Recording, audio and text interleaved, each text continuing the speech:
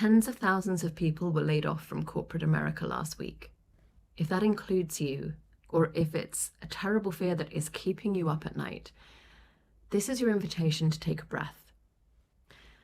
So many people are going to tell you what to do next. The system will tell you to update your CV, panic apply, get back on that treadmill, get back out into the job hunt, fix it as quickly as possible. But what if that's not the answer? What if there is another way? Today, I want to talk to you about what it actually looks like to take a regenerative approach to meaningful career transition and use this opportunity to pause and really consider what it is that you want from your work life, and whether you chose it or not, whether this can be an opportunity to build a meaningful business of your own. If your career looks great on paper but feels wrong in your bones, you're not alone. Welcome to From Corporate to Calling, your lifeline into meaningful work. I'm Alyssa Murphy, a regenerative business mentor and former startup CEO who walked away from corporate systems to create work that brings life. Each week, I share stories, reflections, and provocations to help you recognize the signs of burnout and make a career change with purpose. If work looks good but feels wrong, this is your invitation to get out of corporate and into your calling.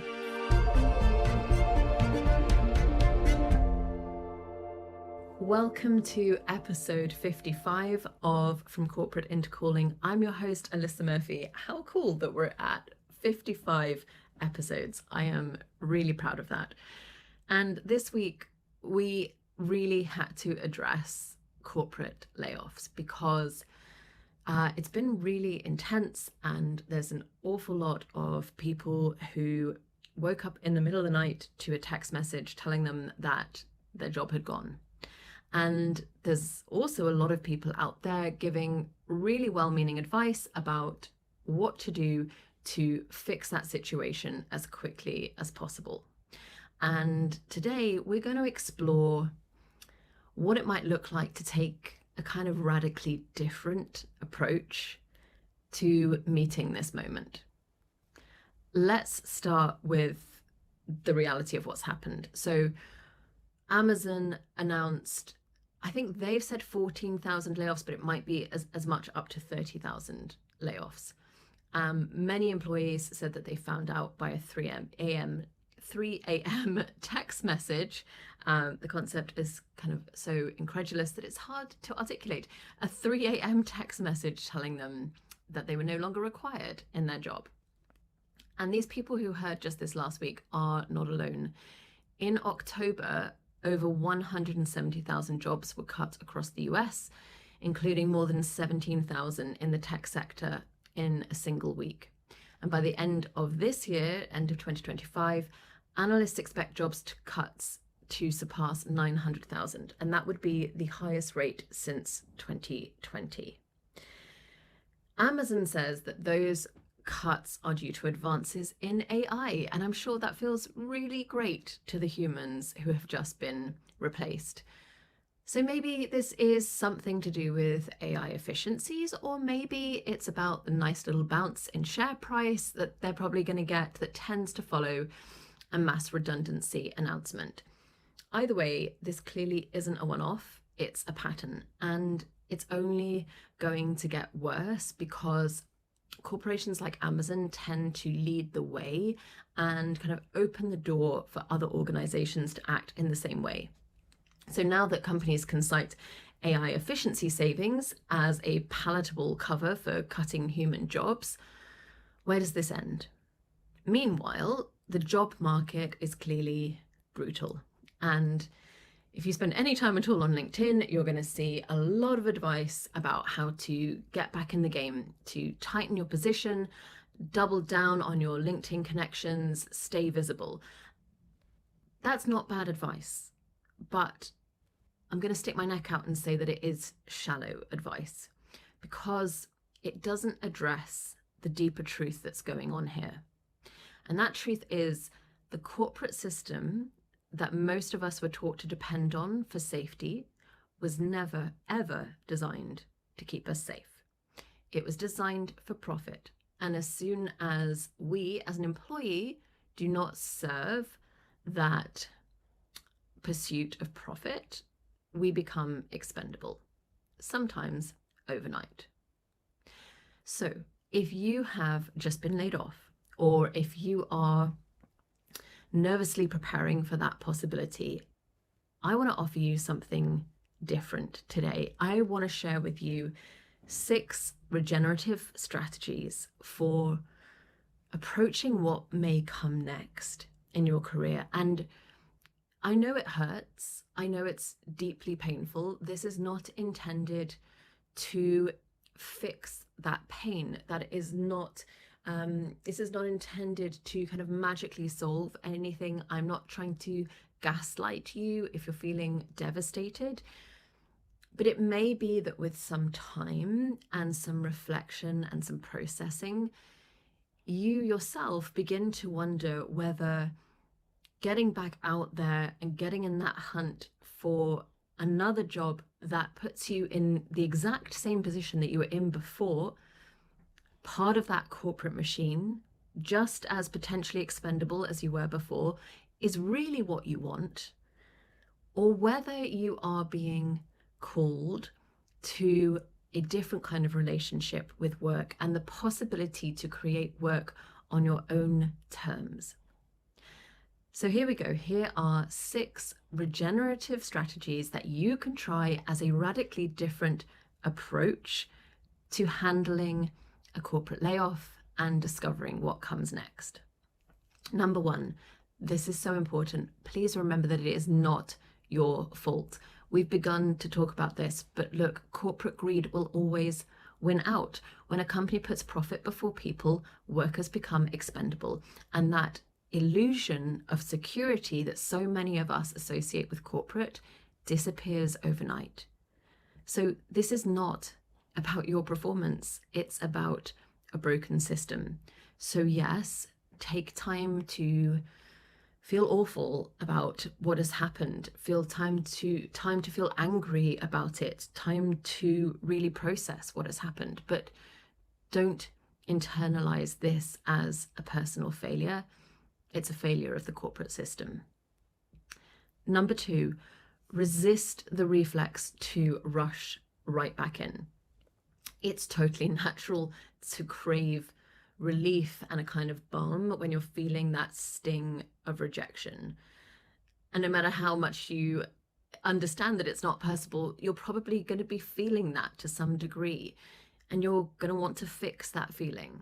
And so what people do is they tend to move really, really quickly to action without a lot of conscious thought about their next moves, and they just kind of plug the gap, and they tell themselves that any job is better than no job. And look, as always, I put the caveat that if that is genuinely your financial reality, then that's absolutely fine. If you need to do what you need to do to put food on the table, do that. But for many people, that's not quite where they are. They are in a position where there is some kind of redundancy payout, or they have savings that they can draw on, and they can give themselves time to rest and reflect. And that reflection is so important, because otherwise there is just a really high chance that you're going to end up back in the same situation. Because if nothing about the system has changed, why would it be any different in the future? And I hear this so many times. I really cannot express how much it frustrates me and saddens me that people, either of their own volition, step out of a role that isn't working for them, or they're let go, or there are structural changes, and they find themselves a replacement job. And they go into that job full of hope and positivity and expectation, and 9 times out of 10, possibly even more, they are let down, because at the end of the day, they're still inside that corporate system, and the rules of the corporate system still apply. So if you possibly can, take time to pause, let the dust settle, feel what you need to feel, and then consciously make decisions about what you want to be part of next. Third strategy, treat your redundancy as seed funding. If you're not familiar with kind of startup language, seed funding will be the early stage initial funding that you get to get your company or your idea off of the ground. And I am inviting you to think of yourself like that startup, like that really early stage business. Even if you have never before thought of yourself as an entrepreneur, just experiment with thinking in that way now. So if you have received some kind of payout with your layoff, if you have savings that you can draw from, even a certain amount, think of that as your seed funding and think of using those funds to live off for a while so that you can start to develop your own idea, your own offering. So start thinking like a founder. If this is early stage capital, how can you use it to fund exploration, to fund development, to test out ideas, to get a sense of the market? And look, you don't have to actually make investments in something. You're probably just going to be funding yourself, but think about how long you've got. How long is that funding going to allow you to explore ideas? And are there some investments that you do feel that you want to make? Maybe it's a trip or a training course or some coaching or mentorship, something that is going to really allow you to harness the opportunity that you have in this moment, but do it in a really conscious and sensible way, just like you have received funding from investors, right? And you have to put together a sensible plan for how you're going to use that funding, what kind of timescale you're going to operate in, what the key milestones that you're going to hit, because that is going to help you relax into this and not just feel like you are burning through your financial resources. Strategy number 4, forget your CV. Yes, I said it. Oh, I hate CVs. But look, stop reshaping yourself to fit someone else's job description, okay? Your CV can never capture the full breadth and depth of who you are, what you're passionate about, and the skills and experience that you can bring to bear. This is your chance to rediscover what you're actually good at and what you really care about the most. This is the moment when those half-forgotten dreams and ideas and schemes that have been stored away and put on the back burner over the years, you get to bring those to the fore. And don't let yourself be confined by whether or not that makes sense on a digital piece of paper, which is all a CV is. It's just a shorthand and it's a highly corporatized format that is all about ticking somebody else's boxes. What if this is your opportunity to start ticking some of your own boxes instead? Like, what would that feel like? And that starts by just putting that CV to one side. Stop obsessing about that and come back to who you are, what you love, your values, and the kind of future that you want to be part of. Yes, you can build work from those starting points. What would you do if all constraints were removed? Because in some ways, they have been. I'm going to interrupt myself for a moment because if this conversation has you thinking about what comes next, not just finding another job, but building work that is truly yours, I'd love to tell you about the Meaningful Business Incubator. It is a 6-month personalized program where you can design, test, and launch your own meaningful business or consultancy. This is for post-corporate professionals who are ready to turn all of their experience into meaningful work, the kind that sustains you, fulfills you, and makes a real contribution. Inside that program, we bring structure to your ideas, steadiness to your fears, and momentum to your next chapter. We'll be turning vision into action and calling into income. If that sounds like the kind of guidance that you need right now, I would love to tell you more about the program. Send me an email. It's Alyssa, ALISA, at regenerativeworklife.com, and we can talk about where you are in your career and whether the Meaningful Business Incubator is the right next step for you. Strategy number 5, redefine networking. Because all of the advice is going to talk about networking, but most people feel kind of nauseous when it comes to the idea of networking. And of course, connections matter. Perhaps they matter now more than ever, but it also matters that they're the right kind of connection. So stop, chasing titles or trying to impress the same corporate circle, and really think about consciously choosing who you are connecting with, so that you are using the opportunity to expand your idea of what work can look like. So here's what I mean. Right now, let's take LinkedIn. Your feed is probably predominantly filled with a certain kind of person in a certain kind of role that sort of ripples out from the work that you have already done. And that is what you see in your feed, like repeated all the time. You're getting the same message of work looks like what you've already experienced, and that's what's available, and that's where you need to be, but you can't be there because they just laid you off. Like, it's incredibly frustrating. So think about actively seeking out connections for people who are approaching work differently.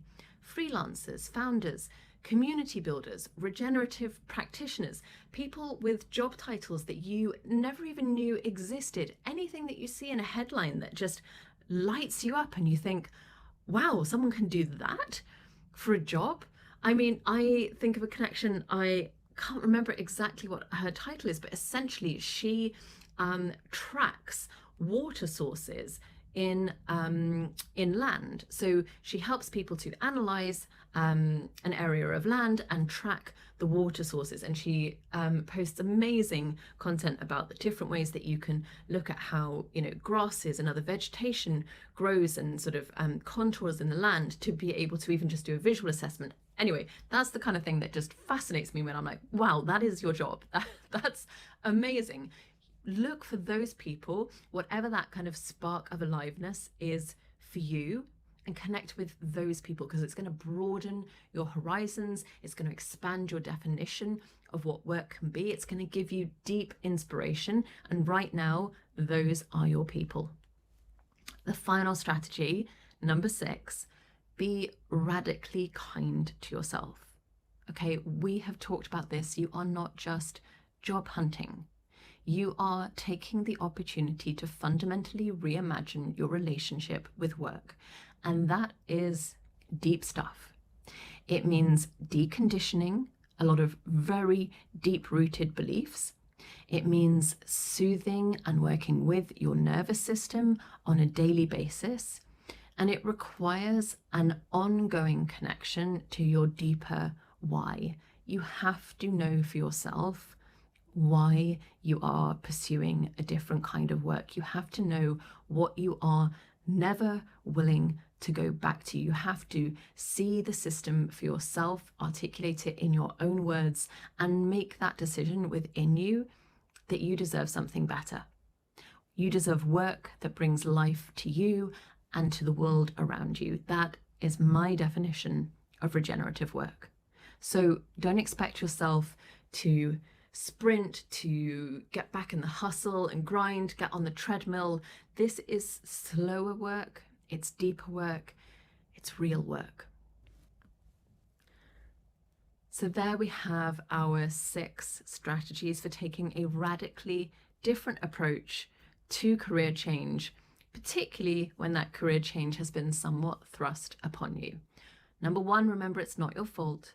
2, resist that reflex to rush back into exactly the same kind of situation that you've just been pushed out of. 3, treat your redundancy as seed funding and start thinking of yourself as a founder. 4, forget about that CV. It is just a digital sheet of words that does not define you. Number 5, redefine networking and seek out connections that stretch your definition of what work can be. And number 6, be radically kind to yourself, because this is a journey, not a sprint. But I promise you, because I do this work with people every day, it's an incredible, beautiful, and deeply fulfilling journey. If you've just been laid off, I know it hurts. Take time to acknowledge that, feel what you need to feel, but maybe, just maybe, this is the first real opening for something regenerative and meaningful to grow. The end of a job is not the end of your story. It might just be the start of your calling. If this episode of From Corporate to Calling was helpful or inspiring, follow the show so you don't miss an episode. And if you know someone who's questioning their career, send them this podcast. Lifelines are meant to be shared. Remember, you don't have to tolerate burnout or misalignment. You can redirect your skills into meaningful work that brings back life to you and to the world around you.